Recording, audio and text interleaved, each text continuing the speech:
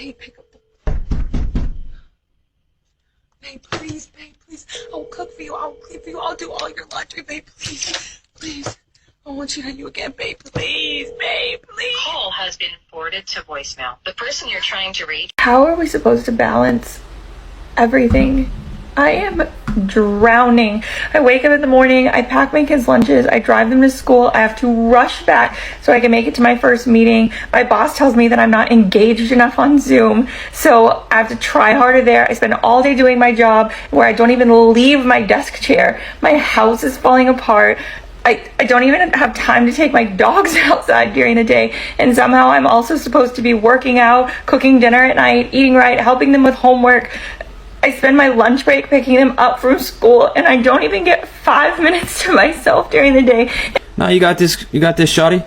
You're a strong, independent woman. You can do it all. You can do it all, and you can have it all. You know what is awful about this, though? Women will hear a situation like this, and instead of them saying, you know what, maybe I'll focus less on her career, and maybe I'll focus more on the family life, their solution is, I'm just not going to have kids. I'm just not going to go the traditional route of a family. I'll focus on my career. So they prioritize the career over the satisfying, fulfilling family life, which their instincts want them to go towards. But the programming is telling them to go towards the career, and they do that. And it's not even enough. Like, I'm not doing anything 100%. When is it just enough? If you are coming out of a long-term relationship or marriage and about to enter the dating world, listen to my story so that maybe you can stop yourself from doing all the stupid things that I did. So when I first met my ex-husband... Oh, not one of these. God damn it.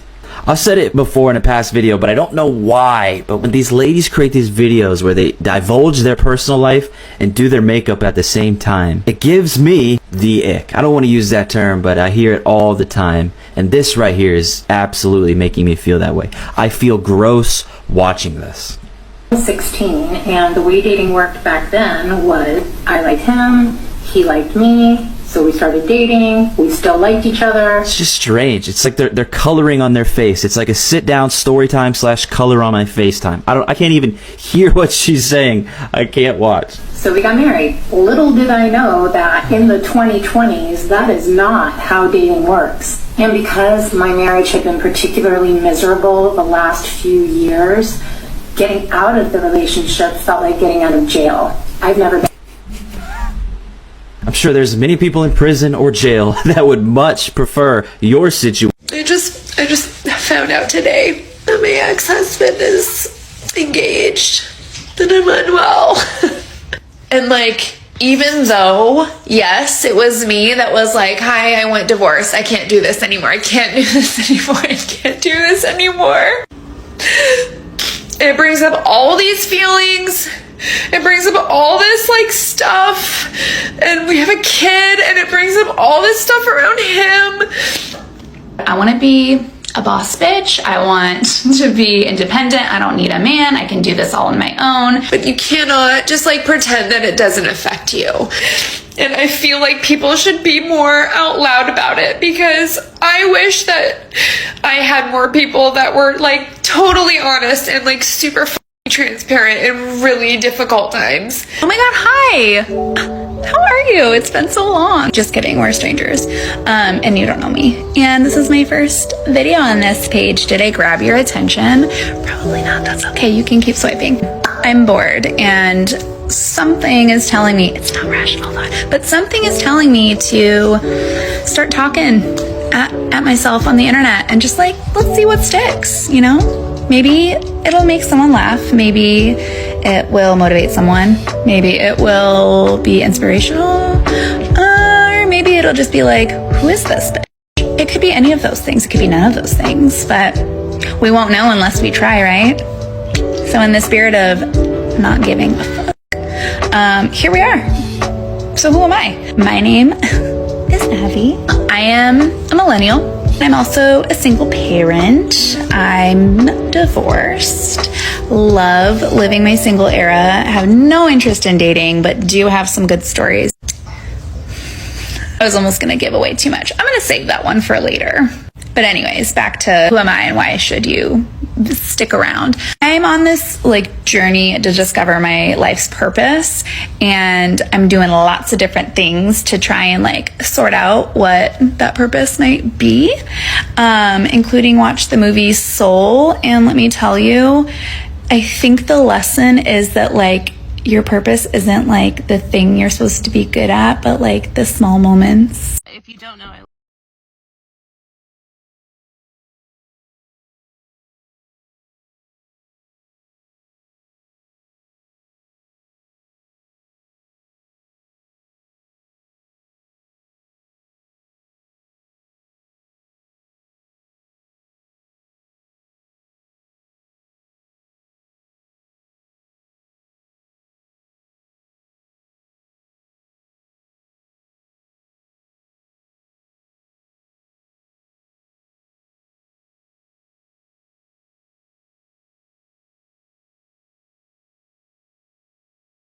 I just got to spend 11.5 hours with my baby, and it was just the most sweetest time. I hate that I feel this way, but I miss my mom so much. I miss my baby. Life is not where I want it to be a year later. I feel like I'm in mourning of the life I thought that I was going to have. And I'm kind of pissed at myself.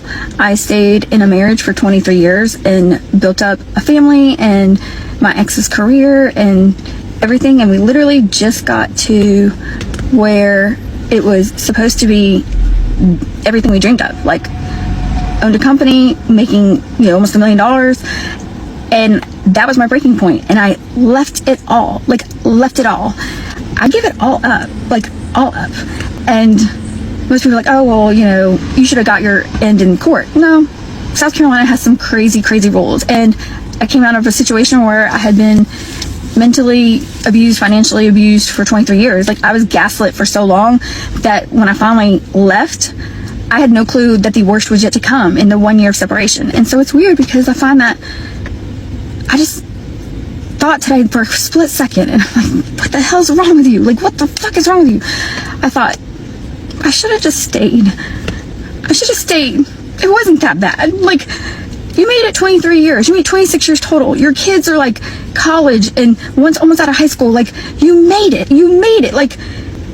It didn't matter at this point. They can do their own separate life and all that. You made it to the point where you guys were making so much money and you had big houses and you could do whatever you want and you can relax. I could have stayed. I was so mad that I think this way. I could have stayed. My life would have been so much easier. This is a prime example of the grass is not always greener on the other side. She spent 23 years being married to a man. They had children, and they built a successful company and life together. She had everything she could have ever wanted, but she threw it all away because the relationship was going through a rocky phase. She claimed she was gaslit for 23 years, but this seems like an over-exaggeration to me. Otherwise, why would she get married and have children with him in the first place? Marriages are not always perfect, but problems can be worked through for the sake of healing the marriage. Now she is in deep regret and mourning because she realizes the horrible mistake she made by going for divorce. Now things are much more worse for her, as she said, and she may never be able to get that life back ever again. I seriously hope women out there can learn from her. And I hate to be one of those women that come on TikTok and cry, and people are like, why is she doing that? I'll tell you that almost 2 years ago, my ex and I divorced after 23 years of marriage. And it's been almost 2 years. It has been the hardest, most loneliest time of my life. If somebody would have said that I would feel and walked through what I have walked through, I would have said, no, I won't, because I will not make it. I will not survive very long. I just pulled in my driveway from work, and I don't want to go inside because my kids aren't home this week. I also, when I look to the left, I see our basketball court and 2 basketballs in the yard, and I'm not going to move those. They're reminders of these precious children that I have and that I can't stop. But man, times like this suck. when I don't want to go inside my home because there's no one to go home to. No one is in there waiting for me. I will not be greeted by anybody. And that is a really hard place to be. So, I don't have any like crazy magic words that'll make you feel better if you're experiencing that. Just know that you're not alone, and these feelings, we all know they come and go. Last night I pulled into my driveway just feeling fine. I was actually a little bit excited that I just had the night to myself. But today it just hit me. You just never plan on things like this happening. So again, I don't have anything earth-shattering to tell you except that you are not alone in those feelings. And probably an important thing to do is to reach out to somebody that's healthy, not just anybody. While I think it's important to sit in those feelings and that grief, because there's so much growth happening, like I know there is. And on today's episode of Another Woman That Has Now Regretted Her Divorce. Let's go. Hey, it's Jenna. Recently divorced and kind of figuring out this new way of life. I was married for 23 years and with that person for 3 years prior. So for a total of 26 years of my life, I have been out of the game of dating, making friends, going out, and stuff like that as a single woman in her 40s. Yeah, I'm 47. So I've raised children. My children are adult children now. And it's kind of interesting because it's so lonely at this stage in life after divorce, especially with older children, because you make all your friends when they're younger, or at least I did. I met my friends mostly through my kids' activities. I was a stay-at-home mom, and I took them to practices. I went to school, all that stuff. Hey, it's me, Jenna. Recently divorced and trying to survive this year. I'm gonna be honest. The random things that trigger me are the craziest things. I'm sitting in my car, literally sitting in my car, trying to pull myself together because I did what any mom does, and I pulled an emergency drive to my daughter because she needed something, and drove an hour because she's at college to drop something off, and was just so thankful that like I could do it for her and fit her in my schedule. And the littlest thing she said just triggered me. And this is the second time in a week that my child has triggered me without even meaning to. So we're getting ready to leave, and she's like, well, I'll be home because I'm going to be at the Clemson Notre Dame game because Dad's going to take us all. You think that's nothing, right? Like nothing, right? And it instantly, like she instantly saw a switch in me. And she's like, what's wrong? And I'm like, nothing. Because, I don't talk about that stuff. I don't want her to worry. So last week she says, oh, well, Dad said for Christmas we're going to go to Gatlinburg and be there for the holidays and do Dollywood. That man never once ever went to Gatlinburg or Dollywood ever in his entire life before he met me. That was where my family always went. I'm from Tennessee. That's something we always did. It was a bonding thing. And now that's what he's trying to do. It's like he's taken every single tradition I've ever done and now turned it into his. Everything I've ever done. Now I find myself triggered because during the hardest time of my year last year, of me literally trying to stay alive, me dealing with all the craziness of my ex, the lying, the alienation, him calling me a whore, him having my children call me a whore. Why? Not because I did anything bad, because I wore spaghetti straps and all that. And the only way that he could use my children against me was to say I was on social media.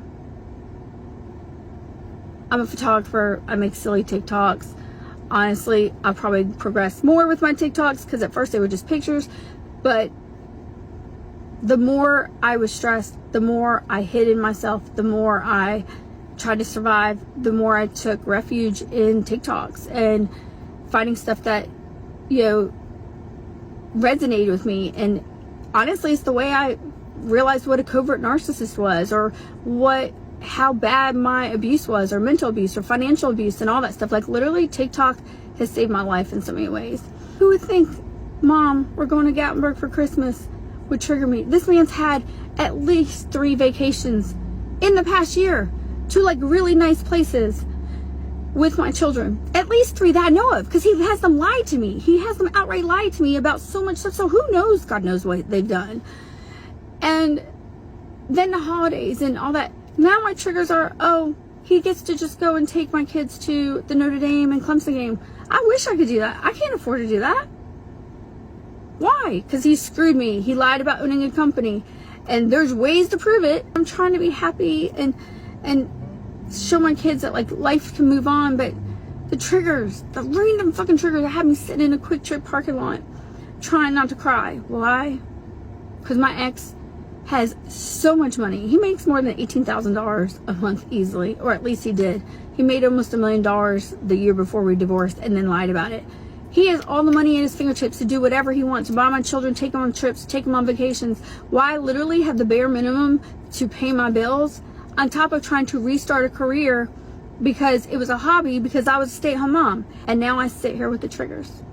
A fucking trigger because he's going to the Clemson Notre Dame game with my kids. I can't just randomly afford that. Hell, I can't even get them all in the same room at the same time. So I sit here. And I'm going to get through this trigger. I'm going to suck it up, buttercup. So let's just be real and here. I'll move on. But it's not fair. Like, it's not fair. I'm pissed. That man was able to give you. That's really all it is. Now, on to part 2.